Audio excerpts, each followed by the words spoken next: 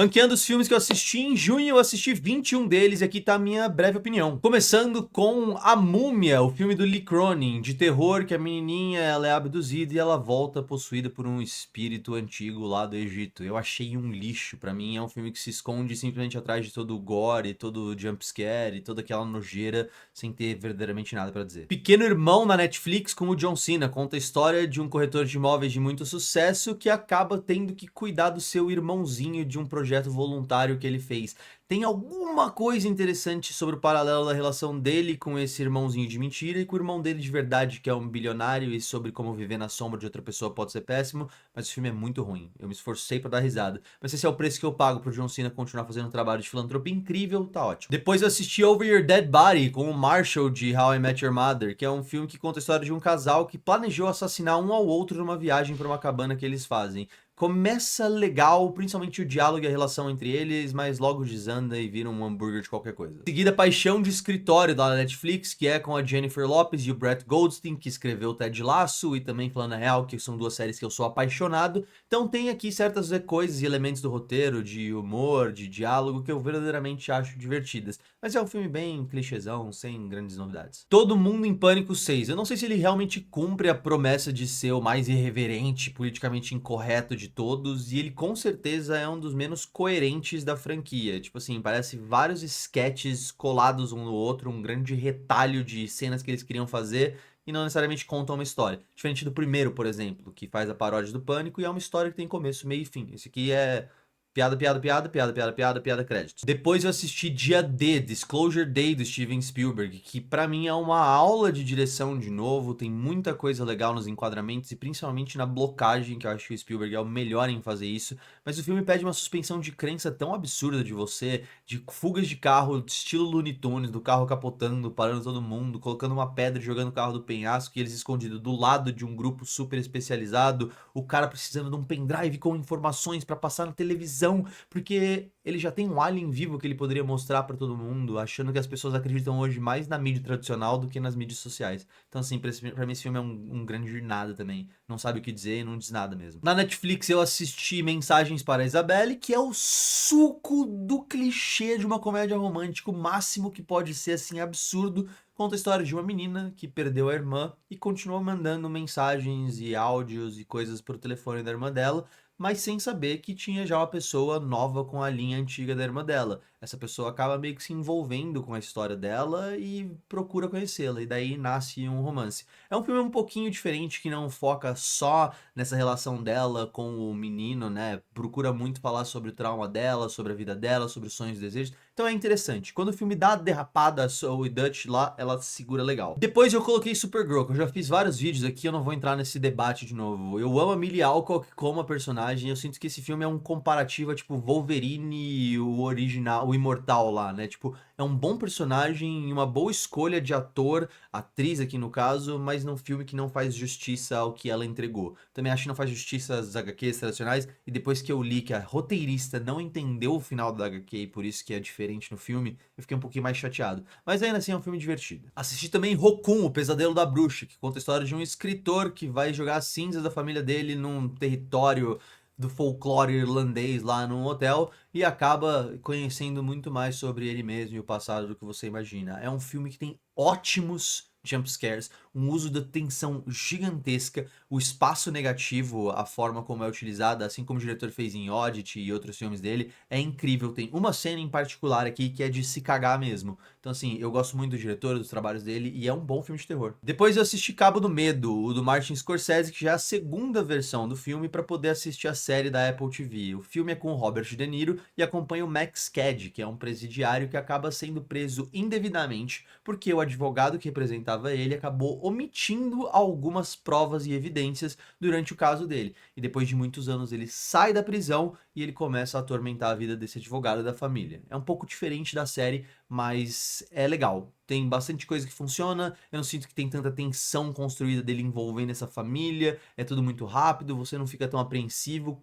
pelo menos eu não fiquei tanto quanto eu assisti pela primeira vez. Eu acho que a série tá fazendo um trabalho um pouco melhor. Depois eu assisti Is God Is, que conta a história de duas irmãs que tiveram a mãe incendiada pelo pai quando elas eram crianças, e elas acabam ficando aí nesse incêndio e conseguindo queimaduras muito brutais também, uma mais que a outra no caso. Quando a mãe delas está no fim da vida, ela pede para elas fazerem o pai sofrer e se vingar. É um filme extremamente criativo, tanto no retrato do relacionamento entre as duas e como elas se comunicam não verbalmente, como também eu acho que a abordagem que elas falam sobre família, sobre fé e principalmente sobre religião é extremamente inventiva e me lembra um pouco os filmes do Tarantino, assim. Também assisti Wasteman com o David Johnson e o Tom Blyth, que pra mim são dois dos atores mais promissores que a gente tem vindo aí do Reino Unido, principalmente o David Johnson. Conta a história de um presidiário que tá prestes a sair da cadeia quando consegue um novo colega de quarto, mas esse cara ele quer dominar a cadeia e começar a vender drogas lá dentro, e ele se vê preso então entre não querer caguetar e não ser um X9, não apanhar ou morrer por conta desse cara, e também fazer amizade e conseguir sobreviver essas duas últimas semanas com gangues conflitantes e com esse amigo novo dele que tá ali pressionando ele a de certa forma se envolver com as coisas. A forma como é filmado é muito legal, é muito claustrofóbico e as duas atuações sustentam o filme. É bem divertido. Se você gosta dessas coisas de filmes da prisão, prisionais, você vai se divertir. Eu assisti também Hit pra 2, que é um filme que eu gostei muito e poucas pessoas falaram, acho que não foi bem em bilheteria, com o Nick Jonas e o Paul Rudd, que conta a história de um artista que agora é vocalista de uma banda de covers para casamentos.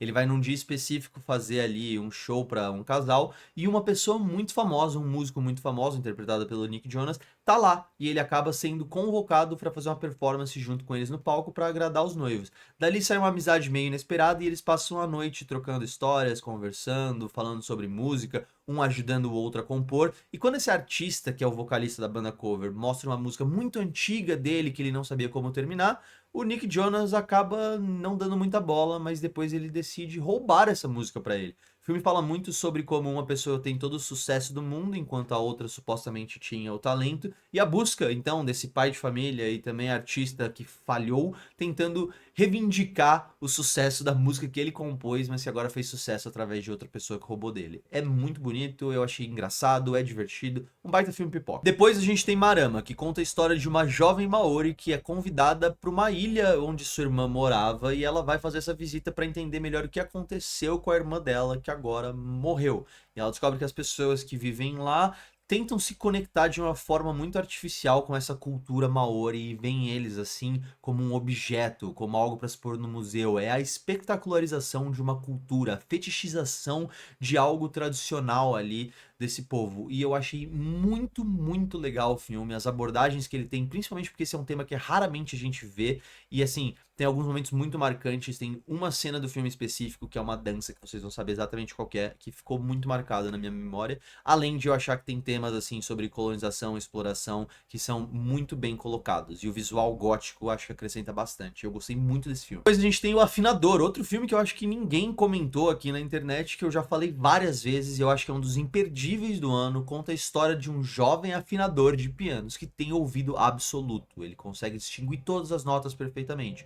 E ele descobre que por isso ele tem uma habilidade ímpar de conseguir ouvir o barulho que os cofres mecânicos fazem para poder abri-los. E aí ele acaba se envolvendo com uma galera errada para resolver alguns problemas pessoais da vida dele e não consegue sair desse mundo. Mistura um pouquinho dessa coisa do suspense, do thriller com um romancezinho e com as ambições dele de ser um músico, que eu gostei muito mesmo. Não percam. Depois eu fui assistir As Ovelhas Detetives lá no Prime Video, que é um novo filme do Hugh Jackman com um elenco de dublagem inacreditável lá dos Estados Unidos.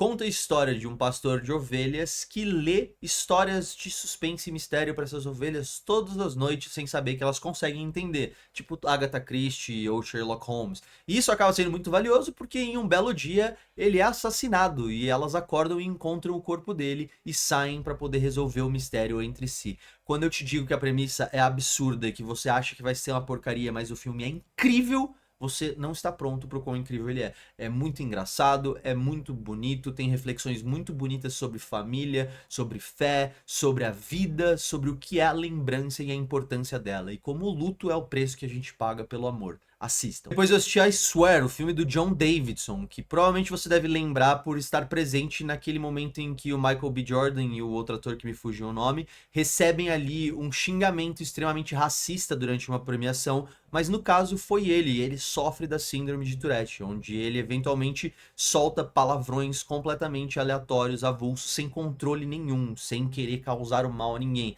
Além disso, ele tem alguns espasmos e alguns tiques e ele sofre de alguns outros problemas durante a vida dele. E esse filme em específico vai contar do quão mais complexo era viver com essa síndrome no momento em que ela ainda não tinha um diagnóstico conhecido, onde as pessoas não sabiam o que era. Fala sobre como ele sofreu na escola, na vida adulta, as oportunidades que ele perdeu, a dificuldade de encontrar um emprego, de conviver com a sua própria família, porque ninguém sabia o que era isso. As pessoas achavam que ele estava fazendo de propósito ou não entendiam como se tratar com ele, mas tudo muda quando ele conhece uma vizinha que é extremamente carinhosa com ele, acolhe ele e fala para ele que ele não precisa mais pedir desculpas por isso, que ela entende o que está acontecendo e sabe que não é por mal. É um filme que me surpreendeu bastante, é bem emocionante e me colocou num lugar muito, assim, angustiante de imaginar o quão tenebroso deve ter sido essa experiência de viver num mundo onde ninguém entendia o que estava acontecendo com você e você era completamente rechaçado e, assim, isolado das pessoas.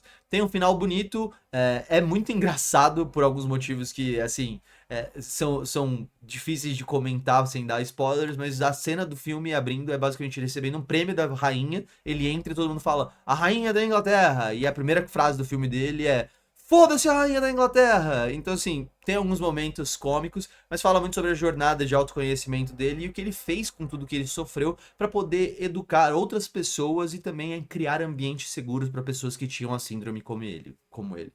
Então acho que vale a pena. Aí depois a gente tem Nirvana, a banda, o show, o filme, que conta a história de uma dupla de amigos que tem uma banda querendo marcar um show num local específico muito lendário lá no Canadá, que é o Rivoli. Eles têm uma série de televisão e aqui é uma adaptação, uma paródia muito assim leve de Volta para o Futuro, digamos, onde eles acabam tendo um plano que dá tão errado que eles voltam no passado. E aí o legal é, eles criaram essa história para poder misturar arquivos de cenas que eles tinham lá de 2008, 2007 da série deles, com as ideias que eles tinham hoje. E assim também tem muitos momentos desse filme que são completamente improvisados, em que as cenas são gravadas sem autorização dos prédios, dos governos, das pessoas. O fato de que esse filme existe da forma que ele existe é um milagre. É um filme muito divertido, muito criativo, talvez o mais criativo aqui dessa lista, e conta uma história bonita sobre a amizade, sobre o que significa ter sucesso sozinho. E eu acho que você deveria buscar esse aqui. Sim, deveria. Encerrando a lista aqui, eu tenho Toy Story 5, um filme que eu particularmente saí completamente apaixonado. Eu acho que a transição do protagonismo do Woody e do Buzz pra Jessie faz completo sentido, principalmente nessa tentativa de contar uma história que fala sobre o tradicional, de certa forma, com a tecnologia, e como isso acaba tendo um paralelo com uma cidade grande, uma metrópole, e algo um pouquinho mais rural, um pouquinho mais distante das telas o tempo todo. Fala muito também sobre como elas não são as grandes vilãs, a tecnologia está aqui como uma ferramenta, e como tudo ela pode melhorar nossas vidas, desde que feitas da forma correta. É um aviso para os pais, um aviso para as crianças e também um lembrete para a gente que era mais velho, e é mais velho no caso, né?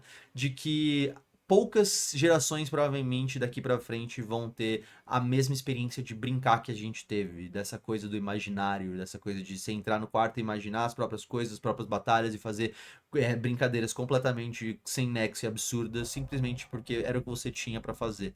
Eu gosto bastante da forma como esse filme é filmado, eles adicionaram aqui algumas coisas que deixam o filme mais natural, né? Eles tiram a artificialidade, alguns reflexos de lente, a música da Taylor Swift, obviamente. É bem emocionante e é uma jornada que eu acho que vale acompanhar pais e filhos e todo mundo no cinema. Eu gostei muito desse filme. Acho que é um dos meus favoritos do Toy Story, diria top 2 aí.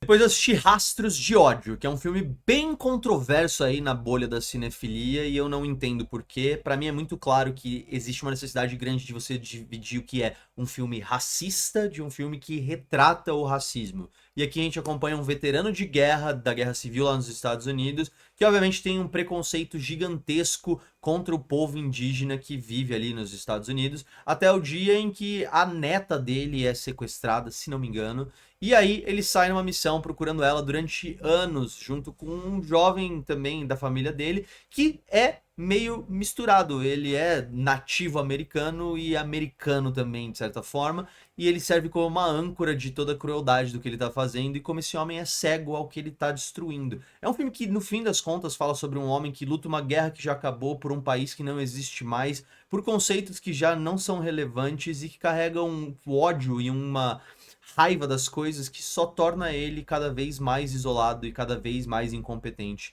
E isso aí é transformado também, tem um reflexo do outro lado do líder desse povo indígena que abduziu essa criança, que também tá fazendo várias coisas cruéis e várias coisas que são horríveis também, tentando se defender. Ele não passa meio que pano pra ninguém e tem uma das cenas finais mais bonitas da história do cinema. Se você tiver interesse de assistir, eu acho que vale, e essa é a minha perspectiva sobre essa história. Eu escrevi um review muito mais completo e muito mais bem elaborado. Esses vídeos não têm roteiro, eles saíram da minha cabeça e do que eu lembro dos filmes. Depois eu assisti Rebelde Sem Causa, um filme com o Paul Newman, que é um dos meus atores favoritos e um dos que eu mais admiro em todos os trabalhos que eu assisto dele, que conta a história de um homem que está depredando o patrimônio público e acaba sendo preso. Dentro dessa prisão, ele chega e descobre que existem muitas leis, não só ali do sistema penitenciário, como dos próprios carcereiros dele, como dos próprios prisioneiros. E ele é um homem que simplesmente se recusa a se submeter e entregar a sua liberdade e sua independência. Então não importa quantas regras, leis, pressões,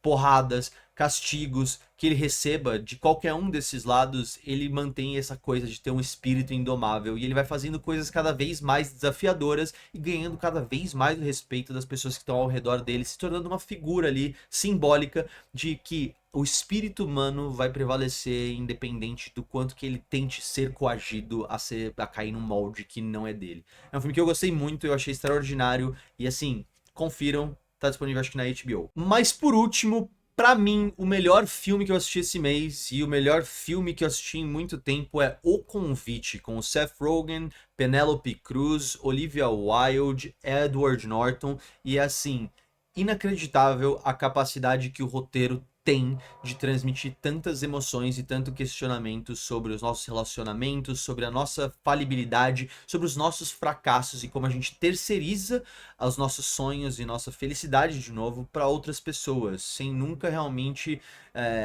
olhar para dentro e ver que nós somos a causa de 99% dos nossos próprios problemas. Conta a história de um casal que já tá ali completamente acomodado, com a vida muito morna, e tem ali o convite de um casal de vizinhos que vai até a casa deles para poder agradecê-los por uma reforma que eles estavam fazendo incomodando a vida deles. E esse casal é muito diferente deles, completamente apaixonados, muito mais para frente, e eles fazem um convite misterioso para nosso casal aí tradicional, que muda completamente a noite. Ele sai de uma coisa bem da comédia, bem assim, do sexo, do convite que vocês podem imaginar, para uma análise muito profunda do que são os relacionamentos. E eu amo a forma como esse filme é atuado, eu amo os diálogos desse filme, as reflexões que ele traz, mas principalmente eu adorei o trabalho de direção da Olivia Wilde. Eu acho que ela fez um trabalho de enquadramento fantástico, a escolha de gravar em 35mm, trazer esse falta de profundidade, coloca você constantemente pronto, perto ali desses personagens, você sente as emoções,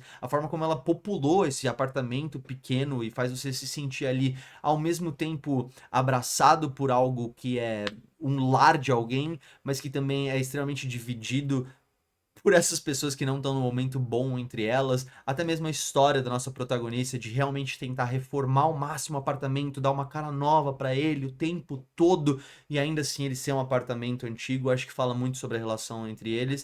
E assim, eu tenho elogios infinitos a tecer sobre esse filme, eu acho que ele é verdadeiramente extraordinário, eu poderia ficar aqui por horas falando pra vocês sobre o convite, e assim, eu acho que é muito importante a gente assistir esse filme e olhar para como a gente cuida da nossa vida e para as pessoas ao nosso redor. Tem um momento muito impactante aqui que a Penélope Cruz fala para alguém: a vida tem poucos momentos para a gente criar relacionamentos de verdade. E muitas vezes o que uma pessoa faz é simplesmente encontrar um novo relacionamento com uma outra pessoa. Mas muitas vezes a gente pode criar um novo relacionamento com a mesma pessoa. E mexeu demais comigo. Pra mim, esse é um filme imperdível, inacreditável. Por mim, levaria Oscar de melhor roteiro, indicações à atuação. É bizarro, eu não vejo a hora de assistir de novo. Chega no cinema semana que vem, com algumas sessões já essa semana.